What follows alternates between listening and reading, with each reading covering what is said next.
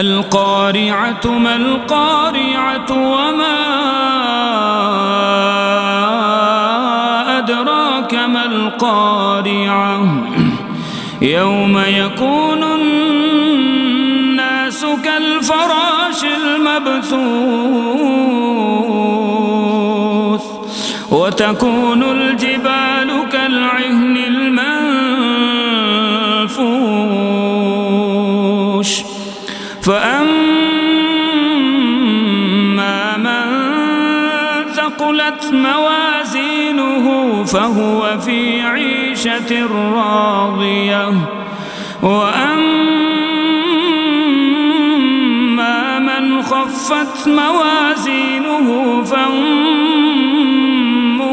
هاوية وما